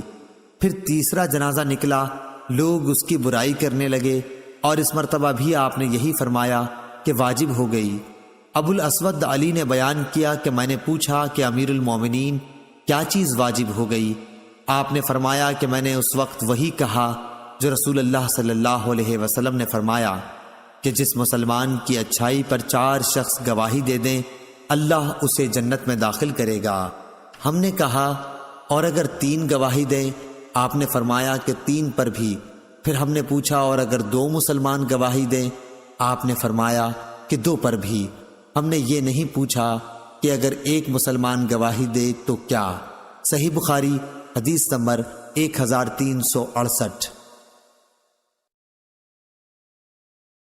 حفص بن عمر نے بیان کیا کہا ہم سے شعبہ نے، ان سے علقمہ بن مرثد نے، ان سے سعد بن عبیدہ نے اور ان سے برا بن عازب رضی اللہ عنہ نے کہ نبی کریم صلی اللہ علیہ وسلم نے فرمایا کہ مومن جب اپنی قبر میں بٹھایا جاتا ہے تو اس کے پاس فرشتے آتے ہیں، وہ شہادت دیتا ہے کہ اللہ کے سوا کوئی معبود نہیں اور محمد صلی اللہ علیہ وسلم اللہ کے رسول ہیں۔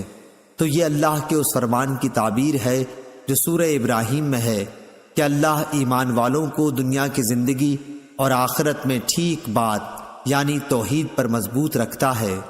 صحیح بخاری حدیث نمبر 1369۔ علی بن عبداللہ مدینی نے بیان کیا، کہا کہ ہم سے یعقوب بن ابراہیم نے، ان سے ان کے والد نے، ان سے صالح نے، ان سے نافع نے کہ ابن عمر رضی اللہ عنہ نے انہیں خبر دی کہ نبی کریم صلی اللہ علیہ وسلم کنویں جس میں بدر کے مشرک مقتولین کو ڈال دیا گیا تھا والوں کے قریب آئے اور فرمایا تمہارے مالک نے جو تم سے سچا وعدہ کیا تھا اسے تم لوگوں نے پا لیا۔ لوگوں نے عرض کیا کہ آپ مردوں کو خطاب کرتے ہیں، لوگوں نے عرض کیا کہ آپ مردوں کو خطاب کرتے ہیں۔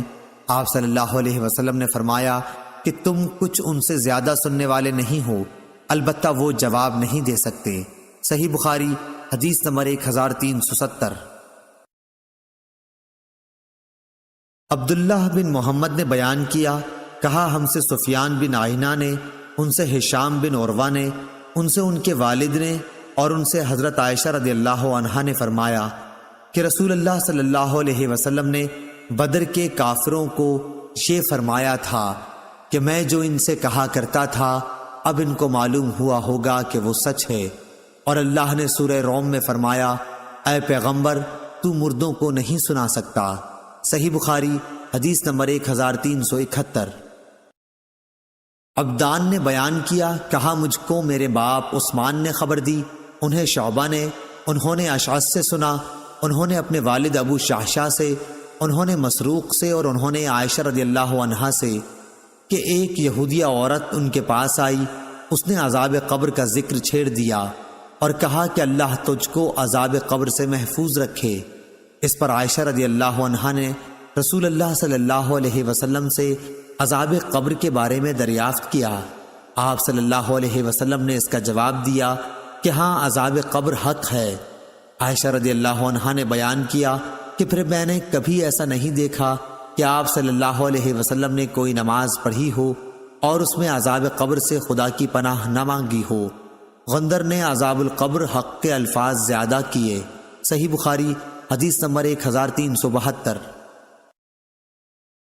عبداللہ بن وہب نے بیان کیا، انہوں نے کہا کہ مجھے یونس نے ابن شہاب سے خبر دی، انہوں نے کہا مجھے عروہ بن زبیر نے خبر دی، انہوں نے اسماء بنت ابی بکر رضی اللہ عنہا سے سنا کہ رسول اللہ صلی اللہ علیہ وسلم خطبے کے لیے کھڑے ہوئے تو آپ صلی اللہ علیہ وسلم نے قبر کے امتحان کا ذکر کیا جہاں انسان جانچا جاتا ہے۔ جب حضور اکرم صلی اللہ علیہ وسلم اس کا ذکر کر رہے تھے تو مسلمانوں کی ہچکیاں بند گئیں۔ صحیح بخاری حدیث نمبر 1373۔ سعید نے بیان کیا، ان سے قتادہ نے اور ان سے انس بن مالک رضی اللہ عنہ نے کہ رسول اللہ صلی اللہ علیہ وسلم نے فرمایا کہ آدمی جب اپنی قبر میں رکھا جاتا ہے اور جنازے میں شریک ہونے والے لوگ اس سے رخصت ہوتے ہیں تو بھی وہ ان کے جوتوں کی آواز سنتا ہوتا ہے کہ دو فرشتے منکر نکیر اس کے پاس آتے ہیں، وہ اسے بٹھا کر پوچھتے ہیں کہ اس شخص یعنی محمد رسول اللہ صلی اللہ علیہ وسلم کے بارے میں تو کیا اعتقاد رکھتا تھا؟ مومن تو یہ کہے گا کہ میں گواہی دیتا ہوں کہ آپ صلی اللہ علیہ وسلم اللہ کے بندے اور اس کے رسول ہیں۔ اس جواب پر اس سے کہا جائے گا کہ تو یہ دیکھ اپنا جہنم کا ٹھکانہ، لیکن اللہ تعالیٰ نے اس کے بدلے میں تمہارے لیے جنت میں ٹھکانہ دے دیا۔ اس وقت اسے جہنم اور جنت دونوں ٹھکانے دکھائے جائیں گے۔ قتادہ نے بیان کیا کہ اس کی قبر خوب کشادہ کر دی جائے گی جس سے آرام و راحت ملے۔ پھر قتادہ نے انس رضی اللہ عنہ کی حدیث بیان کرنی شروع کی، فرمایا اور منافق و کافر سے جب کہا جائے گا کہ اس شخص کے بارے میں تو کیا کہتا تھا تو وہ جواب دے گا کہ مجھے کچھ معلوم نہیں، میں بھی وہی کہتا تھا جو دوسرے لوگ کہتے تھے۔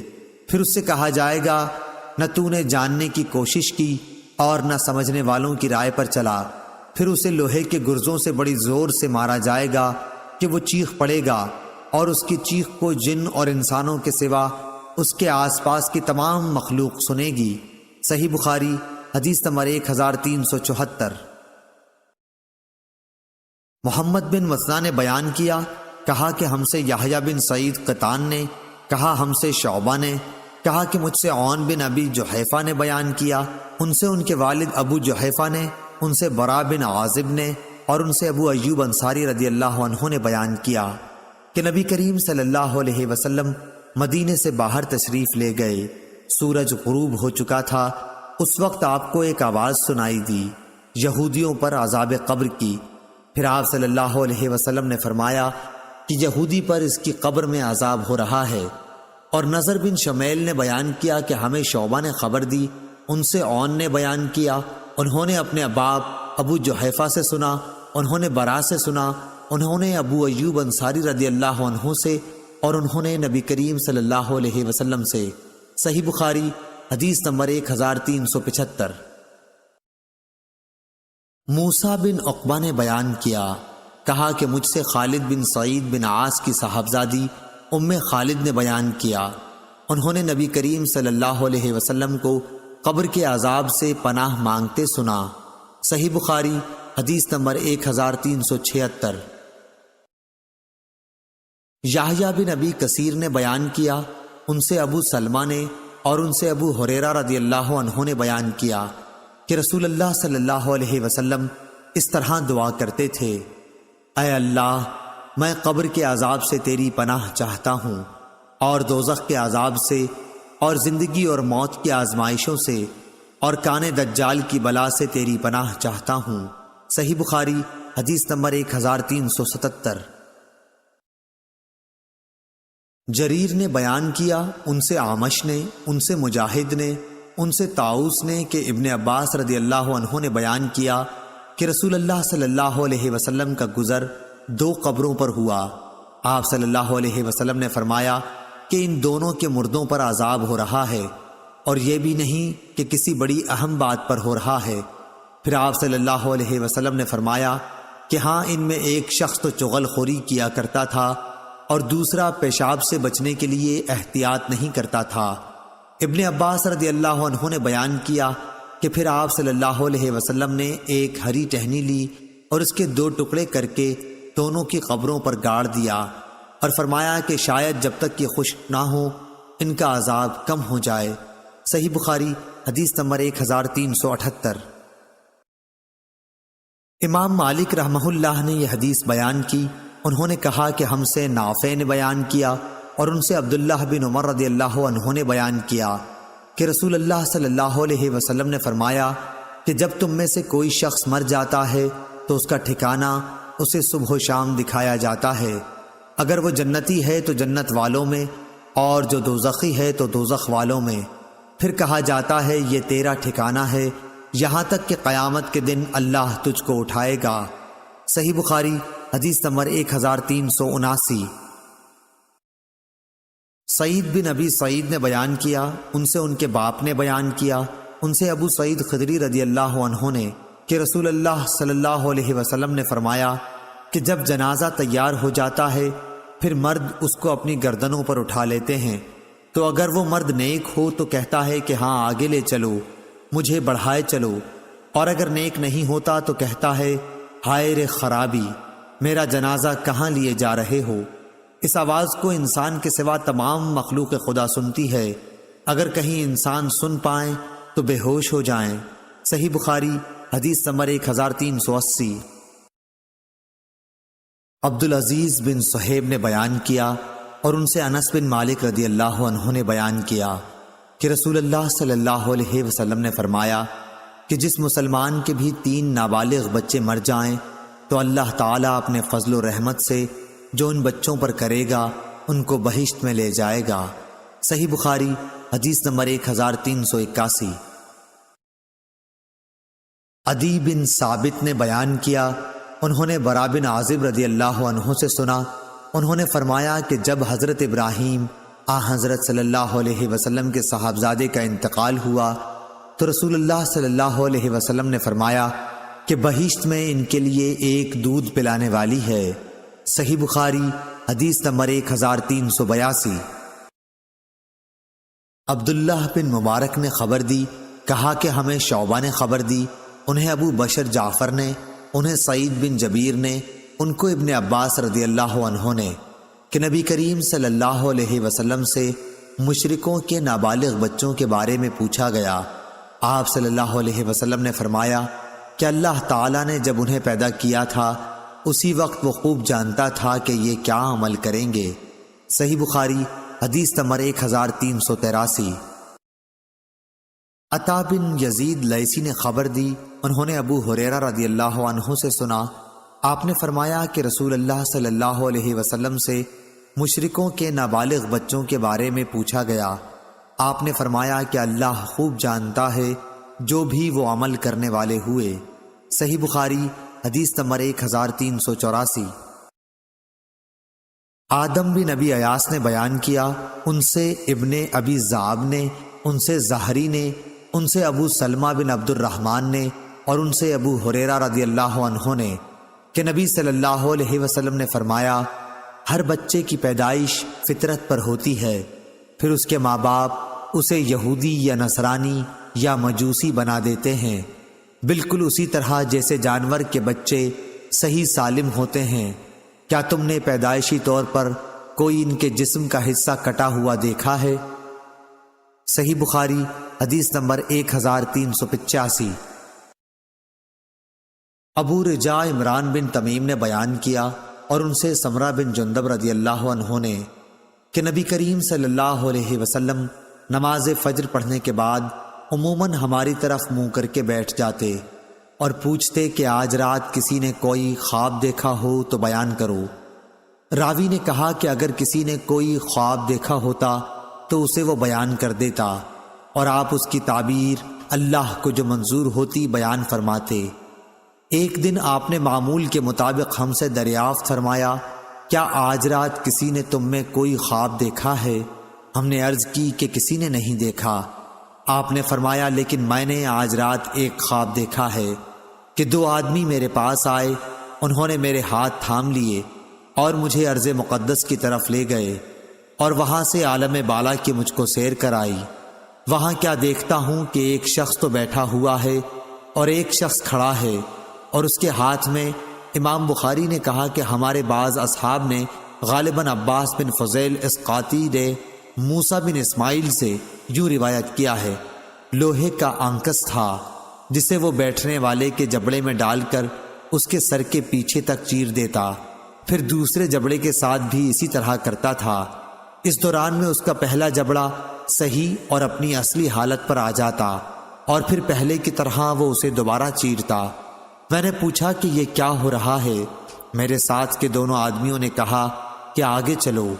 چنانچہ ہم آگے بڑھے تو ایک ایسے شخص کے پاس آئے جو سر کے بل لیٹا ہوا تھا، اور دوسرا شخص ایک بڑا سا پتھر لیے اس کے سر پر کھڑا تھا۔ اس پتھر سے وہ لیٹے ہوئے شخص کے سر کو کچل دیتا تھا۔ جب وہ اس کے سر پر پتھر مارتا تو سر پر لگ کر وہ پتھر دور چلا جاتا اور وہ اسے جا کر اٹھا لاتا۔ ابھی پتھر لے کر واپس بھی نہیں آتا تھا کہ سر دوبارہ درست ہو جاتا، بالکل ویسا ہی جیسا پہلے تھا۔ واپس آ کر وہ پھر اسے مارتا۔ میں نے پوچھا کہ یہ کون لوگ ہیں؟ ان دونوں نے جواب دیا کہ ابھی اور آگے چلو۔ چنانچہ ہم آگے بڑھے تو ایک تنور جیسے گڑھے کی طرف چلے، جس کے اوپر کا حصہ تو تنگ تھا لیکن نیچے سے خوب فراخ۔ نیچے آگ بھڑک رہی تھی۔ جب آگ کے شعلے بھڑک کر اوپر کو اٹھتے تو اس میں جلنے والے لوگ بھی اوپر اٹھاتے، اور ایسا معلوم ہوتا کہ اب وہ باہر نکل جائیں گے، لیکن جب شعلے دب جاتے تو وہ لوگ بھی نیچے چلے جاتے۔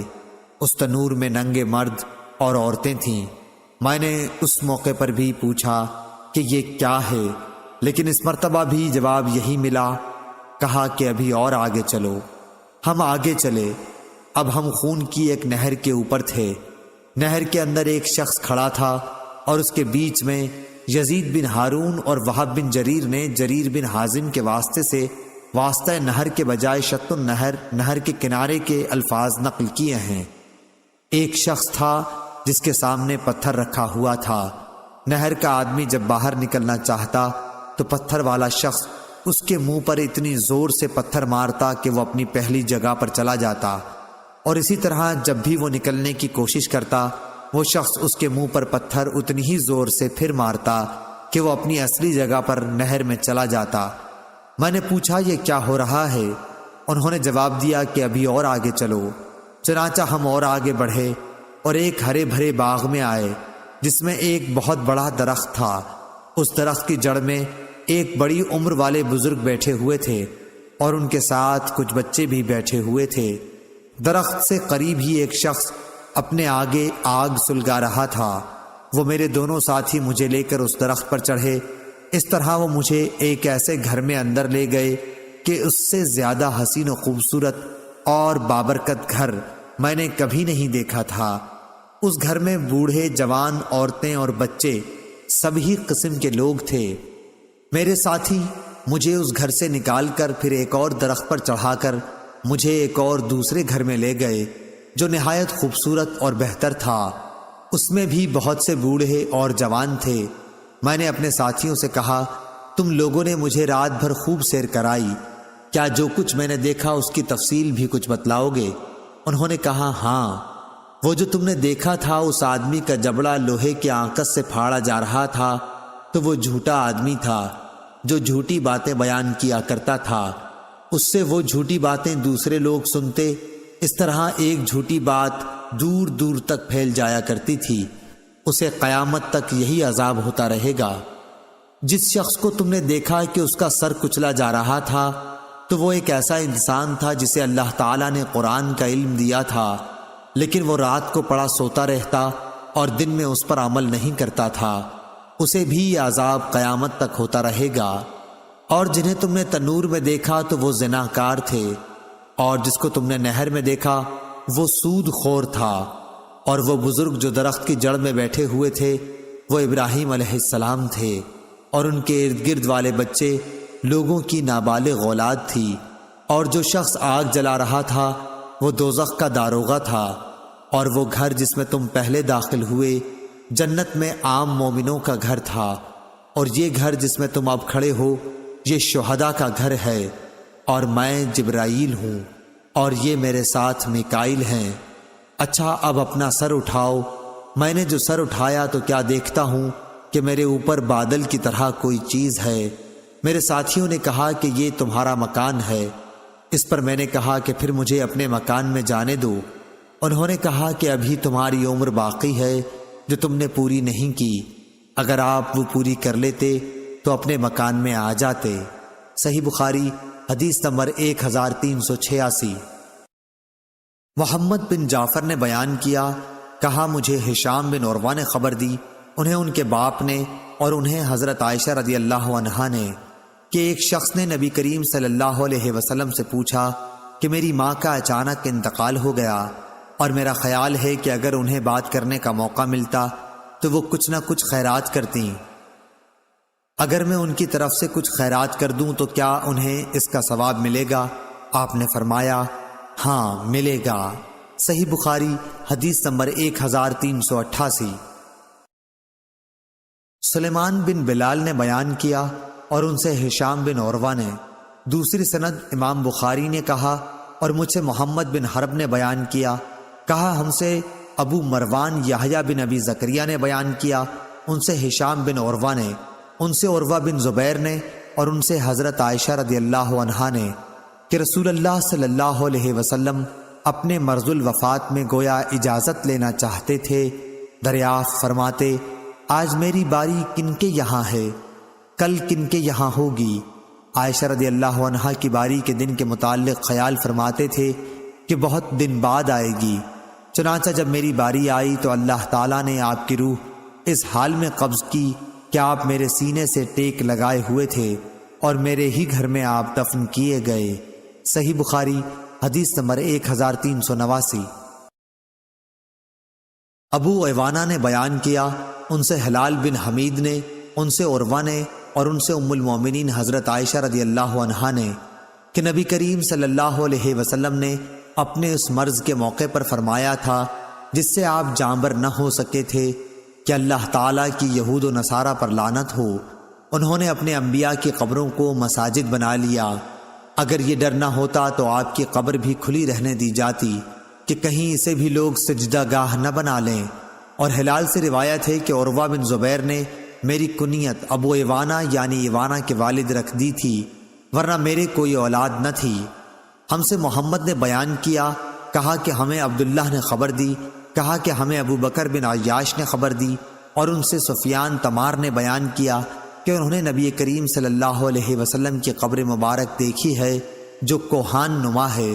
ہم سے فروہ بن ابی المغرہ نے بیان کیا، کہا کہ ہم سے علی بن مسہر نے بیان کیا، ان سے ہشام بن عروہ نے، ان سے ان کے والد نے کہ ولید بن عبد الملک بن مروان کے عہد حکومت میں جب نبی کریم صلی اللہ علیہ وسلم کے حجرہ مبارک کی دیوار گری اور لوگ اسے زیادہ اونچی اٹھانے لگے تو وہاں ایک قدم ظاہر ہوا۔ لوگ یہ سمجھ کر گھبرا گئے کہ یہ نبی کریم صلی اللہ علیہ وسلم کا قدم مبارک ہے۔ کوئی شخص ایسا نہیں تھا جو قدم کو پہچان سکتا۔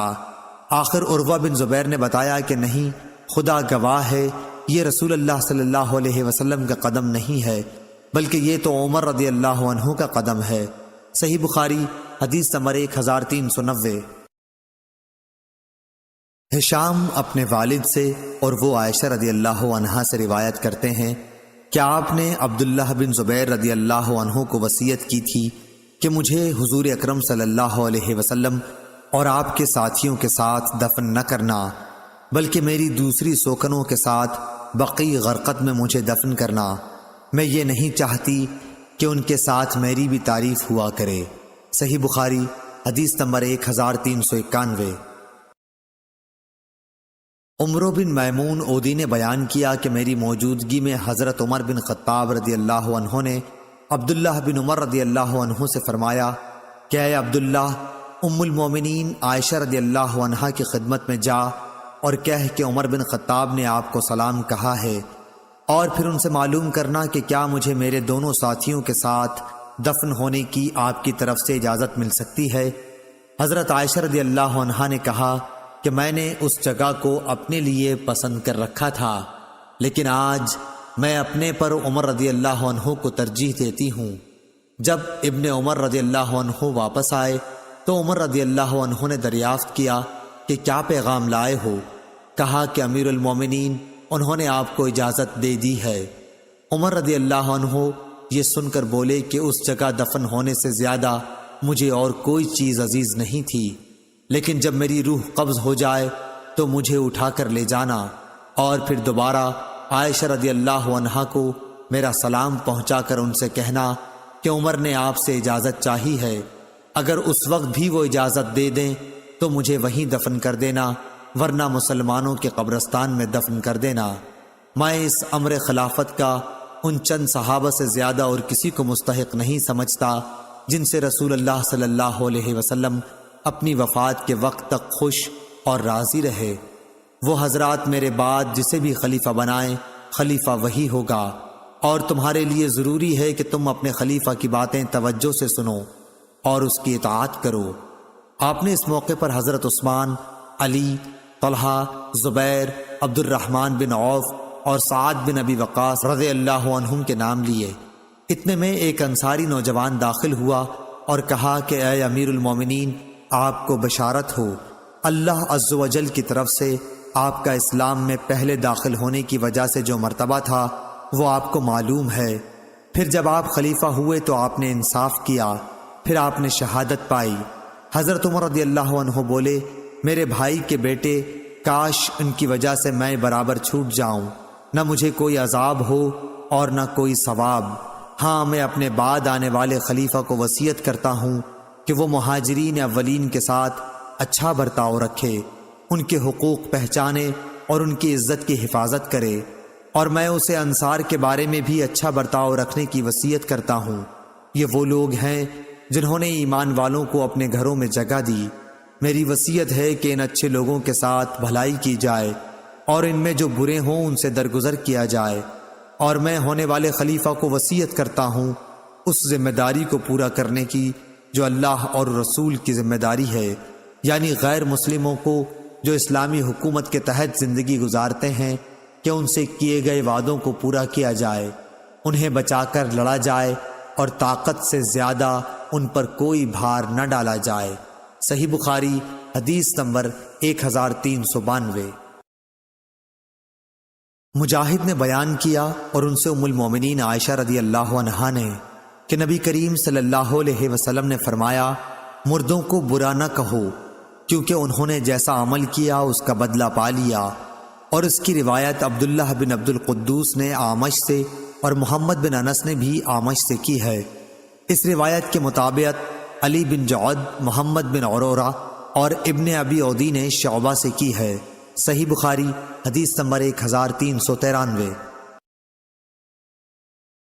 عمر بن حفص نے بیان کیا، انہوں نے کہا کہ مجھ سے میرے باپ نے بیان کیا اعمش سے، انہوں نے کہا کہ مجھ سے عمرو بن مرہ نے بیان کیا، ان سے سعید بن جبیر نے، اور ان سے ابن عباس رضی اللہ عنہ نے بیان کیا کہ ابو لہب نے نبی کریم صلی اللہ علیہ وسلم سے کہا کہ سارے دن تجھ پر بربادی ہو۔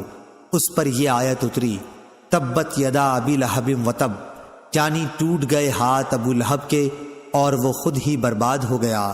صحیح بخاری حدیث نمبر 1394۔ یحییٰ بن عبداللہ بن صیفی نے بیان کیا، ان سے ابو معبد نے اور ان سے حضرت عبداللہ بن عباس رضی اللہ عنہ نے بیان کیا کہ نبی کریم صلی اللہ علیہ وسلم نے جب معاذ رضی اللہ عنہ کو یمن کا حاکم بنا کر بھیجا تو فرمایا کہ تم انہیں اس کلمے کی گواہی کی دعوت دینا کہ اللہ کے سوا کوئی معبود نہیں، اور یہ کہ میں اللہ کا رسول ہوں۔ اگر وہ لوگ یہ بات مان لیں تو پھر انہیں بتانا کہ اللہ تعالیٰ نے ان پر روزانہ 5 وقت کی نمازیں فرض کی ہیں۔ اگر وہ لوگ یہ بات بھی مان لیں تو پھر انہیں بتانا کہ اللہ تعالیٰ نے ان کے مال پر کچھ صدقہ فرض کیا ہے جو ان کے مالدار لوگوں سے لے کر انہی کے محتاجوں میں لوٹا دیا جائے گا۔ صحیح بخاری حدیث نمبر 1395۔ شعبہ نے محمد بن عثمان بن عبداللہ بن محب سے بیان کیا ہے، ان سے موسیٰ بن طلحہ نے اور ان سے ابو ایوب رضی اللہ عنہ نے کہ ایک شخص نے نبی کریم صلی اللہ علیہ وسلم سے پوچھا کہ آپ مجھے کوئی ایسا عمل بتائیے جو مجھے جنت میں لے جائے۔ اس پر لوگوں نے کہا کہ آخر یہ کیا چاہتا ہے؟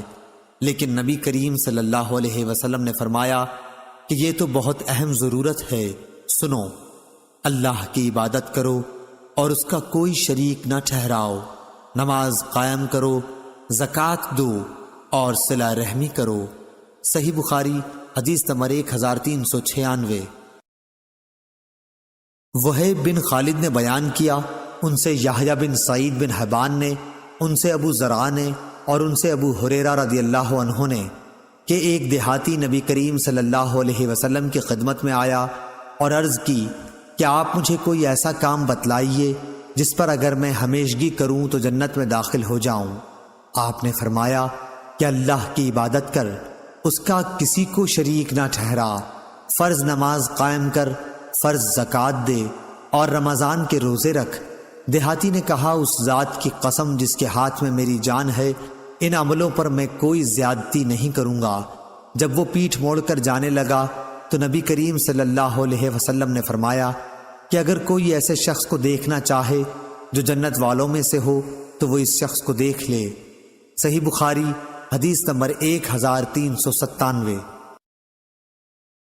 ابو جمرہ نصر بن عمران ذوقی نے بیان کیا کہ میں نے ابن عباس رضی اللہ عنہ سے سنا، آپ نے بتلایا کہ قبیلہ عبد القیس کا وفد نبی کریم صلی اللہ علیہ وسلم کی خدمت میں حاضر ہوا اور عرض کی کہ یا رسول اللہ، ہم ربیہ قبیلے کی ایک شاخ ہیں اور قبیلہ مضر کے کافر ہمارے اور آپ صلی اللہ علیہ وسلم کے درمیان پڑتے ہیں، اس لیے ہم آپ کی خدمت میں صرف حرمت کے مہینوں ہی میں حاضر ہو سکتے ہیں، کیونکہ ان مہینوں میں لڑائیاں بند ہو جاتی ہیں اور راستے پرامن ہو جاتے ہیں۔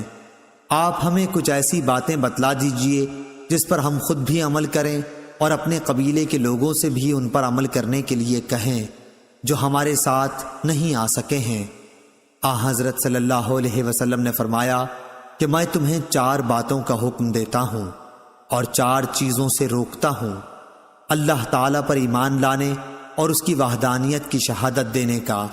یہ کہتے ہوئے آپ نے اپنی انگلی سے ایک طرف اشارہ کیا، نماز قائم کرنا، پھر زکوٰۃ ادا کرنا اور مال غنیمت سے 5واں حصہ ادا کرنے کا حکم دیتا ہوں، اور میں تمہیں کدو کے تومبی سے اور ہنتم سبز رنگ کا چھوٹا سا مرتبان جیسا گھڑا، نقیر کھجور کی جڑ سے کھودا ہوا ایک برتن، زفت لگا ہوا برتن، زفت بصرہ میں ایک قسم کا تیل ہوتا تھا، کہ استعمال سے منع کرتا ہوں۔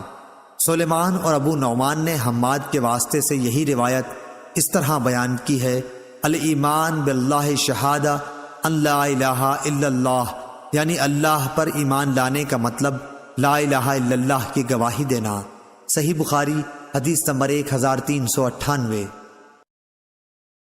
شعیب بن ابی حمزہ نے خبر دی، ان سے ظاہری نے کہا کہ ہم سے عبید اللہ بن عبداللہ بن عتبہ بن مسعود نے بیان کیا کہ ابو ہریرہ رضی اللہ عنہ نے بیان کیا کہ جب رسول اللہ صلی اللہ علیہ وسلم فوت ہو گئے اور ابو بکر رضی اللہ عنہ خلیفہ ہوئے تو عرب کے کچھ قبائل کافر ہو گئے اور کچھ نے زکوٰۃ سے انکار کر دیا، اور حضرت ابو بکر نے ان سے لڑنا چاہا تو عمر رضی اللہ عنہ نے فرمایا کہ آپ رسول اللہ صلی اللہ علیہ وسلم کے اس فرمان کی موجودگی میں کیوں کر جنگ کر سکتے ہیں؟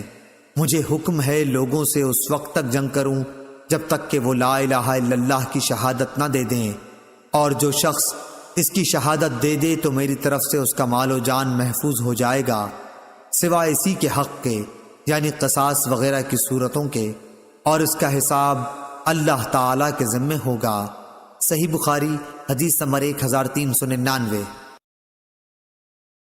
اس پر حضرت ابو بکر صدیق رضی اللہ عنہ نے جواب دیا کہ قسم اللہ کی میں ہر اس شخص سے جنگ کروں گا جو زکوٰۃ اور نماز میں تفریق کرے گا، یعنی نماز تو پڑھے مگر زکوٰۃ کے لیے انکار کر دے، کیونکہ زکوٰۃ مال کا حق ہے۔ خدا کی قسم اگر انہوں نے زکوٰۃ میں چند مہینے کی بکری کے بچے کو دینے سے بھی انکار کیا جسے وہ رسول اللہ صلی اللہ علیہ وسلم کو دیتے تھے تو میں ان سے لڑوں گا۔ حضرت عمر رضی اللہ عنہ نے فرمایا کہ بخدا یہ بات اس کا نتیجہ تھی کہ اللہ تعالیٰ نے ابو بکر رضی اللہ عنہ کا سینہ اسلام کے لیے کھول دیا تھا، اور بعد میں بھی اس نتیجے پر پہنچا کہ ابو بکر رضی اللہ عنہ ہی حق پر تھے۔ صحیح بخاری